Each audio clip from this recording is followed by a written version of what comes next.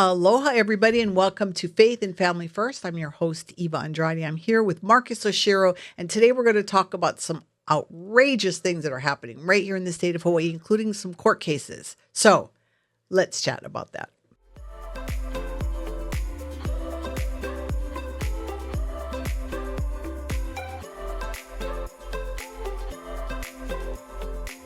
Marcus. Eva, have you been stuck to, I've almost been drowning myself in a lot of these news stories that have been happening recently. We live in interesting times. We really do.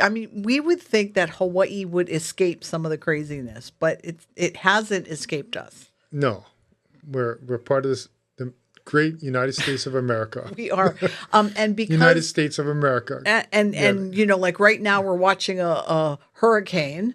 That may or may not, watch affect the state. So by the time you're watching this, get your go bag ready. Your evacuation. We really have to do a show on disaster preparedness. I think that would you got to do it. Okay, we got a free pass last month. We did, but you got to go. Yep, with the El Nino and El Nina and all that stuff, man. This is the day and time and age. Be prepared. It is like a Boy Scout. All right, so let's run through a couple of news stories that have happened, and then we want to jump into some court cases that you've been watching. Yeah, kind of. So one of the first, and I want to get your take on this. This is the lawsuit where the Hawaii's new tourism climate tax. Have you been paying attention to that one? Yeah, is that the one that they raised it another 3/4%? Yes. And also that goes on to the 0.5% the counties.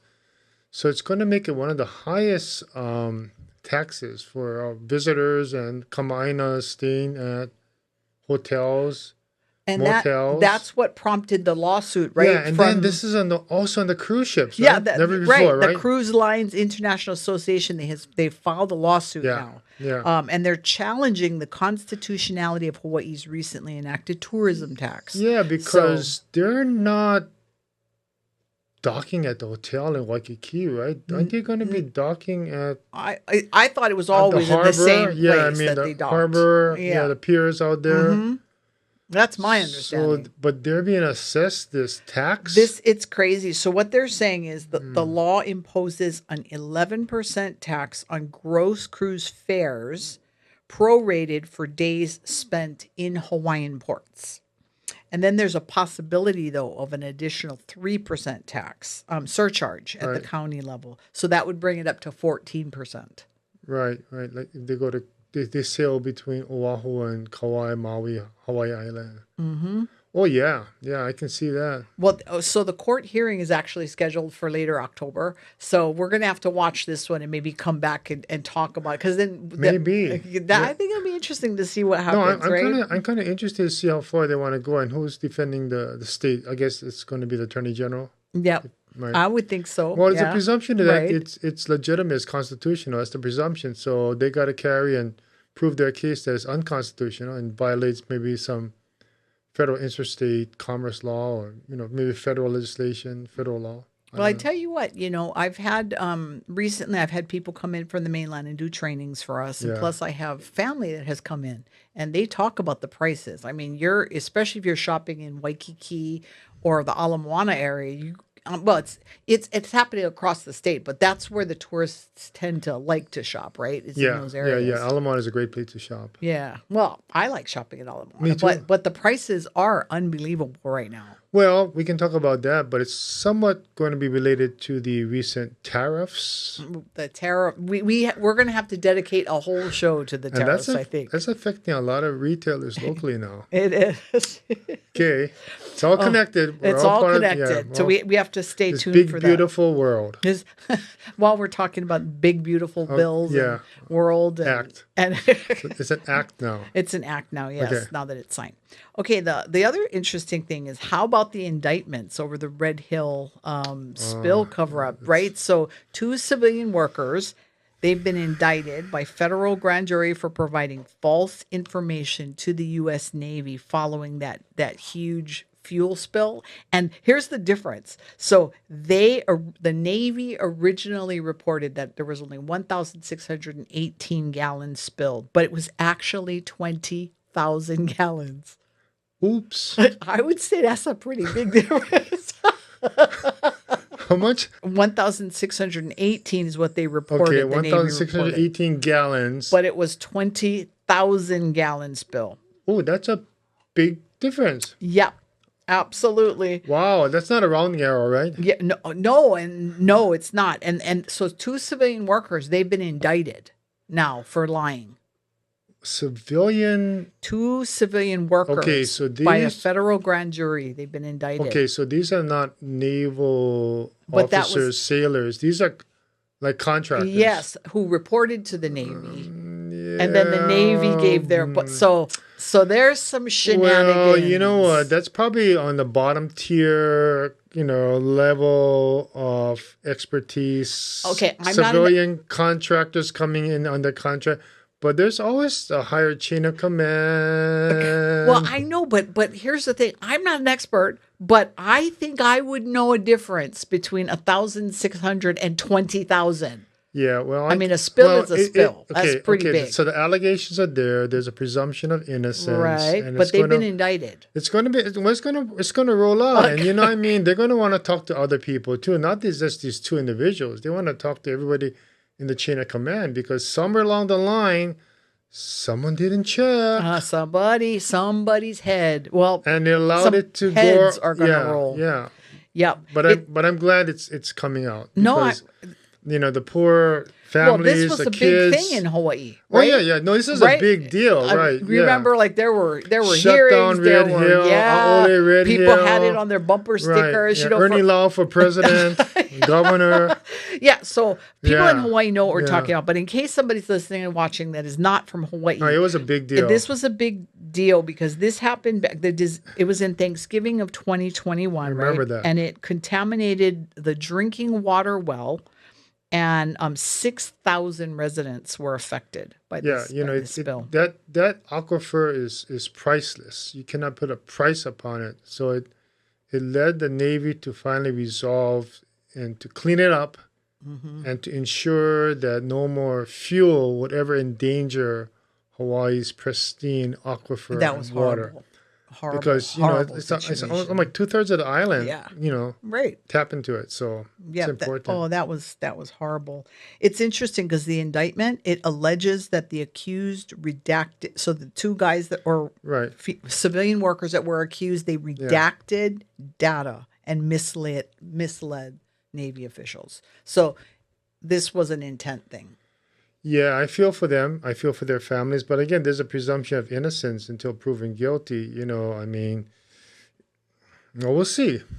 Let's keep watching because I don't think it's done, right? No, I don't think so. It's done. Yeah. I don't think it's done. There's probably other people. I'm sure. Right. I'm sure. So, but we'll keep this on our radar too. Yeah. This is a big deal. All right. The other big thing that everyone's talking about is so the staffing crisis in the Hawaii Department of Education.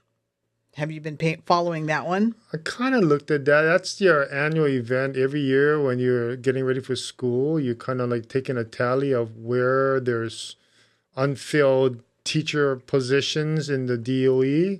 Well, so what's happened is they've been filled. So according to the report, so there used to be 1,000 vacancies at its peak, and now it's just 73. But here's 73. Yep. So here's that's the lowest number in 5 years. No, here's where the discussion is coming out, right? So basically, the improvement has largely been achieved. Now, this is according to the reporting, by hiring unlicensed teachers, prompting growing concerns over educational quality, teacher certification standards, and long-term impact on students. Okay. Well, it's like glass half full. Okay, you got somebody there who's somewhat capable, able to teach, instruct, lead the class as a teacher. But not really certified, but not credentialed, qualified. So someone like you or me. Anyway, we could be Reagan, our producer. We could get in the classroom and maybe teach.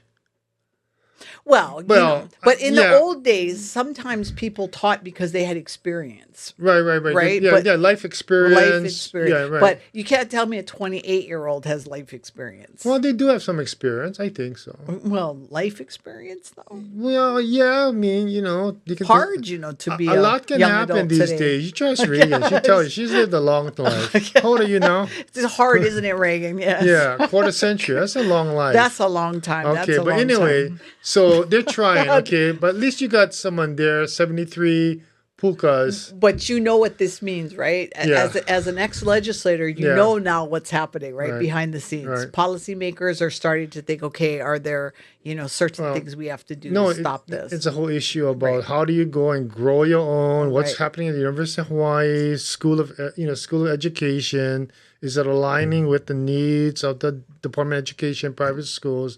How do we attract, how do we retain competent, career-minded teachers? So, again, here it is. Go back to the laboratories of democracy at the state capitol and try and figure this out. I'm gonna write a song. It's all about Kala. And it's gonna be like a rap kind of a song. It's all about Kala. Kala. It's all about Kala. Kala.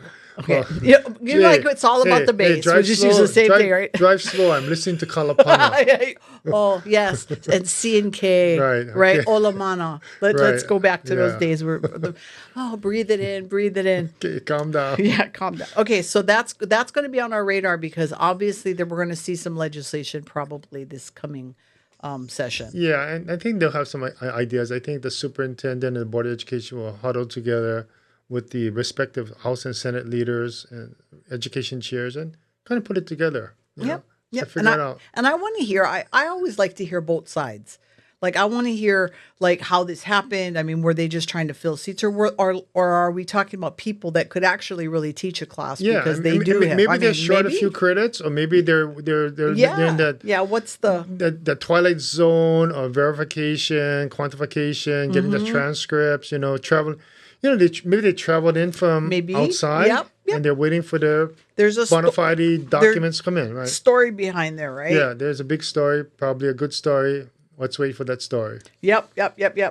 All right. So those are some of the three things. So now let's jump into. Those are the three things? Well, that's the three biggest issues that were in the thing. Okay. But now let's jump into these court cases. Okay. So for those that may not be from Hawaii, so back on August 8, 2025, there was a horrifying incident in Chinatown where 34-year-old man and his Marquis Johnson, he allegedly doused a 30-year-old cook.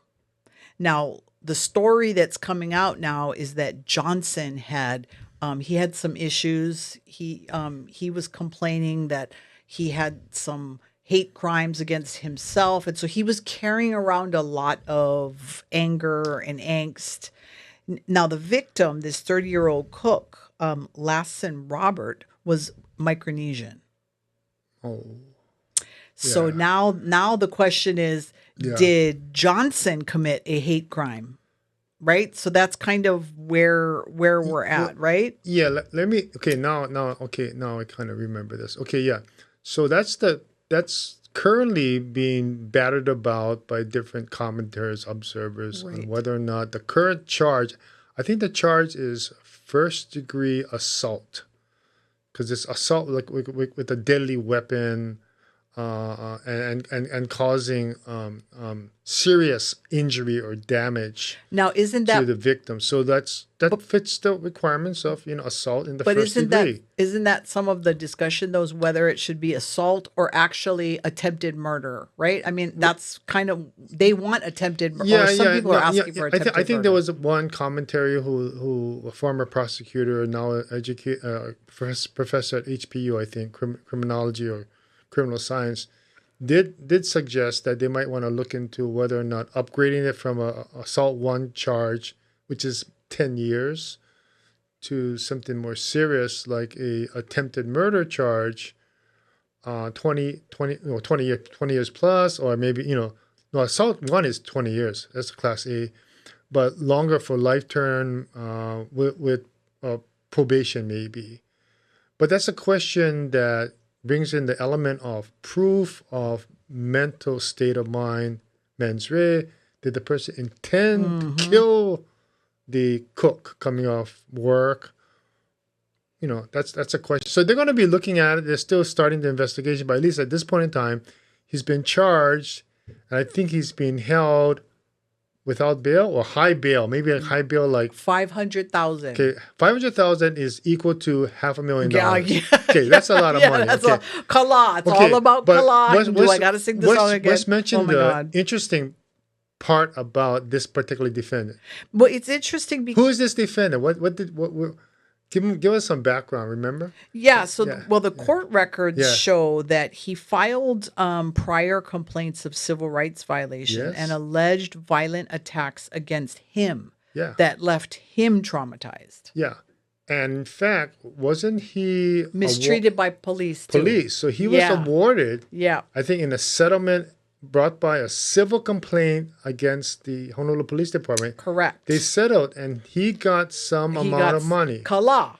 He got some kala. There's your kala. Okay, I understand now. Okay, so he got kala. How much kala did he get? Now, I don't see how much in the reporting that I saw, so it must have been. I think is it hidden? No, I think it's out there. I think it's like over $900,000. Wow. And this is several years ago. So this guy who is now charged with assault one, throwing sulfuric acid upon the cook who just got off work in Chinatown, has been charged, and he has an award that he owns, he possesses. Just give it back. You can't give it back. They can't take it back. He owns it. He has it somewhere. So he write a check. His bail is 500,000. Okay, he has a high bail. Okay, but he still has 500,000 in his pocket if he pays. Yeah, well, then the question is he eligible for appointment of an attorney? Is he indigent? Can he go and proceed in this case because he's pauperous? He has no money. Right. I don't know. That's not for me to decide. But that's interesting, right? So. Several years ago, he was a victim. He was compensated for being victimized by the police, awarded a amount of money, $900,000 or so.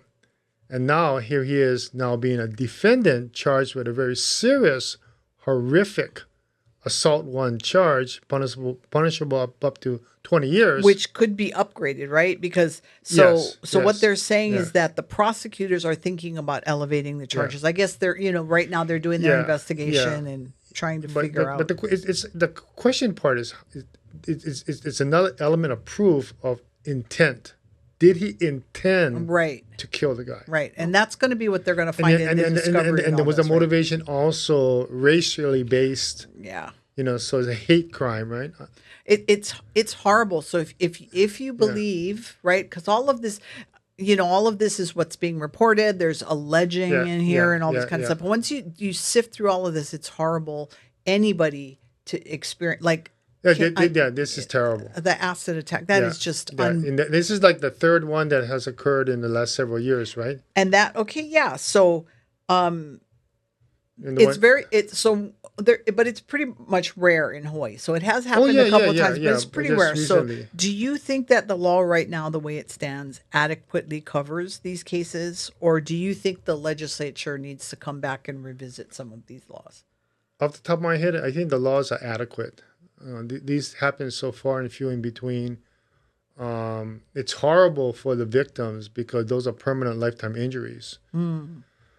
But, I think the charges are appropriate. I mean, if the guy did it, assault one, 20 years. Now, when you add the component of mental health, though, how does that fit in? So, like, if through this discovery they find out that this guy has post-traumatic stress disorder or something like that. So there's mitigating factors that the defendant has to prove to the judge or jury. This is what kind of stemmed it, provoked it, prompted it. Pity me. This is part of my condition. So are we having the same kind of discussion on what happened in Minneapolis for the Catholic Church? Because the shooter I'm sure they are. is claiming. I'm sure they are. That there was horrible things. So that the mother is not happened saying anything. She's going to hunker down. Right. Then she's not going to disclose. She's not going to be. You know, okay, so I'm not an expert in all of this, but whenever I read any of these cases of violence against somebody, period, right? There's to me, I feel like there's always some kind of a mental issue. Um, I mean, nobody goes around wanting to shoot people for no reason. I mean, you got to have an Right. underlying. Well, that's the thing, right? The whole idea of being, having competency to even stand trial Right. on something like heinous, like assault one with acid, sulfuric acid, or with a handgun, or shooting into a church, many rounds randomly killing children, would say, you got to be nuts. Right. But that's part of the whole discussion. Right? Unless we are creating a society where it's joyful for some people, it's not a mental health issue. They just. Well, I think they're looking into that. I think that's what the National Health Organization's department is looking into, the effects of maybe this overexposure to violence in games and toys and whatnot.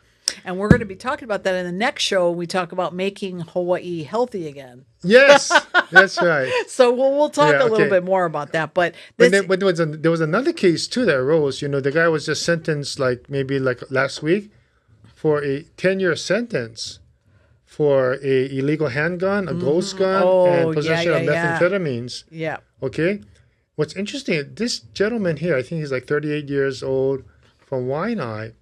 He was sentenced to a 10-year term, but this same guy back in 2021 was awarded by the city and county of Honolulu $12.5 million that arose out of a car chase by HPD, illegal car chase against policy, no blue lights, no sirens by the police officers.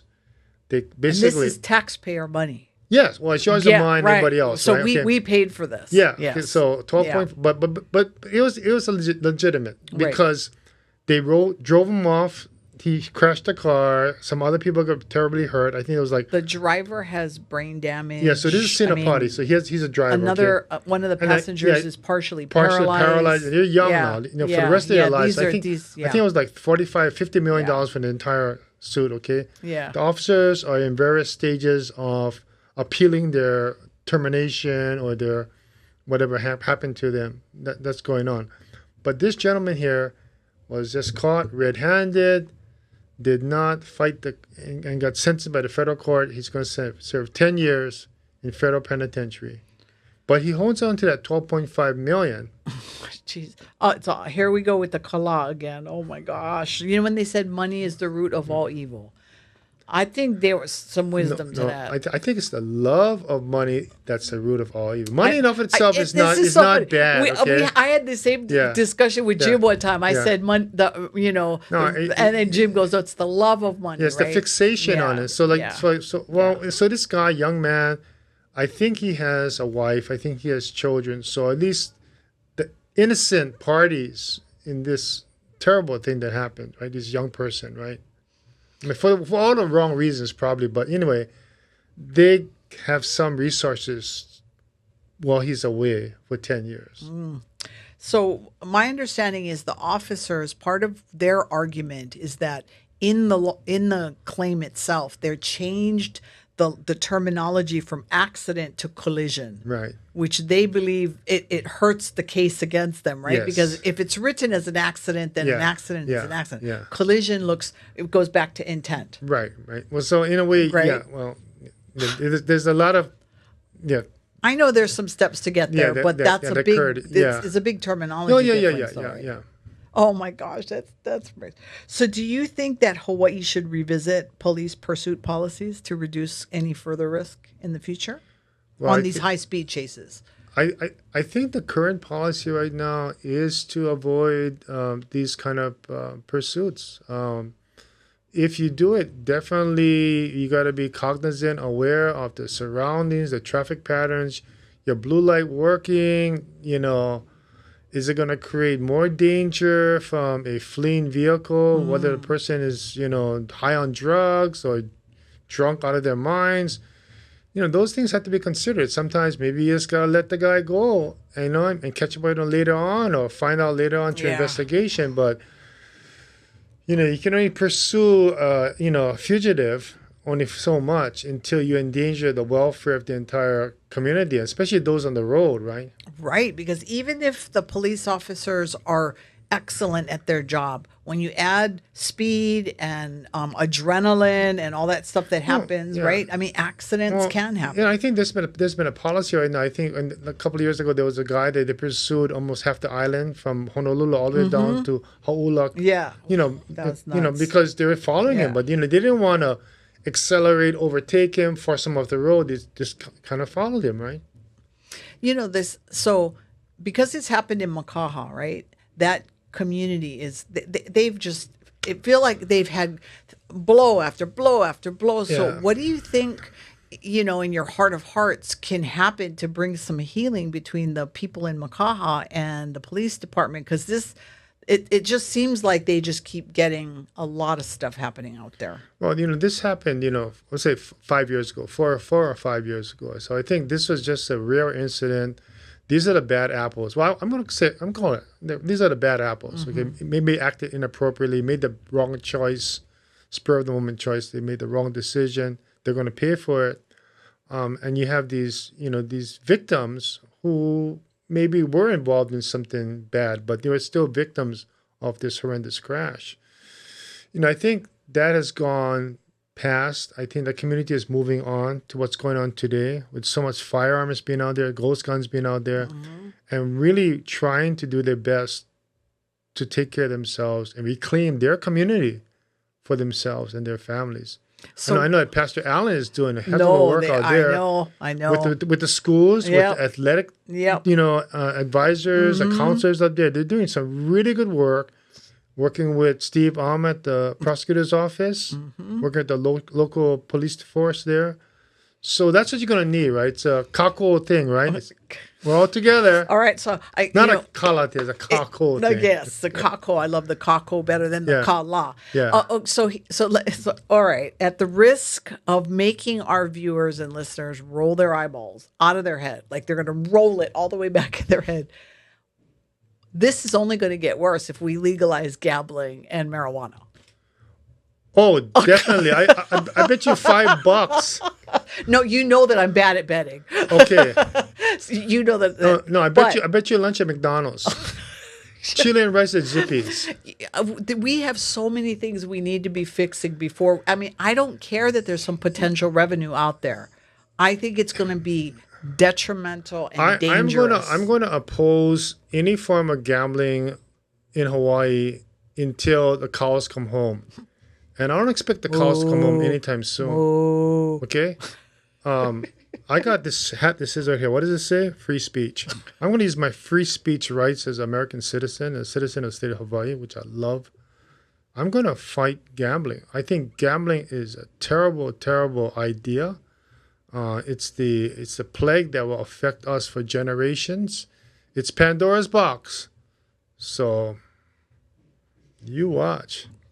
I'm watching. Yep. Just say no. Just say no. No. Keep Hawaii, Hawaii. Right? I mean, what are all the slogans? I could go down the whole list of all the slogans. No gamble, aloha. No gamble with aloha. No gamble, Hawaii. No gamble, Hawaii. I see it right. No gamble, Hawaii. That's right. In fact, I think our viewers and listeners need to be paying attention to No Gamble Hawaii, because that's a coalition that's getting stronger under, Christine Otoza'a. She's pulling people together. Yeah, Prosecutor Om. This is going to be some brave senators and legislators down there. Oh, yeah. The Blue Dog Democrats, right? Oh, there's some red dogs, too. Some red dogs and blue dogs all coming out saying, we don't want this. I mean, I think even Senator Inoue may come back in ghost form. Oh, he would come back. He would come back. He really didn't want this. He really didn't like that. And Senator Inoue is the same senator who protected the rights of American citizens, free speech, to burn an American flag. And Senator Inoue lost his arm. Yes, in war. He did. Yes, he did. So he fought and lost. He paid a heavy price. He did. But even with that, as protective of the Constitution, he would fight tooth and nail against any form of gambling. Amen. Amen. Amen. So, what I'm saying to you guys is use your free speech to like, share, subscribe, hit that notification bell so you know every time we upload a new video. And come back next week because Marcus and I are going to be talking about how we can make Hawaii healthy again. Mahalo, everybody.